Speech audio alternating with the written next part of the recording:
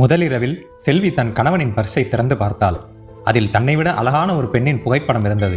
அவள் ஒரு கணம் திகைத்தாலும் அதை பார்த்ததாக நடிக்கவில்லை. அடுத்த நாள் அங்கு உள்ளவர்களின் குறை சொற்களிலிருந்து அவள் தெரிந்து கொண்டால் கணவனின் பலமான முந்தைய காதல் வாழ்க்கையை பற்றி. தன் கணவர் குடும்பத்தினரின் கட்டாயத்திற்காக மறந்து அந்த பாவமுள்ள பெண்ணை விட்டுவிட்டு அருகிலுள்ள ஒரு வீட்டிலிருந்து தன்னை திருமணம் செய்து கொண்டார். செல்விக்கு இது வருத்தமாக இருந்தாலும் அதை அவள் பெரிதாக எடுத்துக்கொள்ளவில்லை. அவள் நல்ல மனதுடன் கணவனை காதலிக்க தொடங்கினாள். பல கஷ்ட நேரங்களிலும் அவள் நொடிந்து போகவில்லை. கணவனுடைய வெறுப்புகள் செல்வியின் மீது காலப்போக்கில் மெதுமெதுவாக மறைந்தன. சில நாட்களுக்கு பிறகு செல்வி முற்றத்தை சுத்தம் செய்யும் போது கிழிந்த ஒரு புகைப்படத்தின் துண்டுகள் கிடந்தன. அதை அவள் ஒட்டி வைத்த போது அவளால் நம்ப முடியவில்லை. அது கணவனின் பர்சில் இருந்த புகைப்படம். செய்வதறியாது திகைத்து நின்றாள். உடனே ஓடிச் சென்று தூங்கிக் கொண்டிருந்த கணவனை எழுப்பாமல் அவனுடைய பர்ஸை திறந்து பார்த்தால் அதில் அந்த அழகான பெண்ணின் புகைப்படத்திற்கு பதிலாக தன் கருப்பான முகம். அவள் அந்த பர்ஸை மார்போடு அணைத்துக் கொண்டாள்.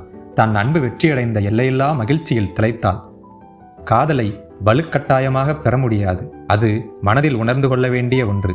அதற்கு அழகை விட நல்ல குணமே போதும். இந்த குட்டி கதை உங்களுக்கு பிடிச்சிருந்தா மறக்காம லைக் பண்ணுங்க.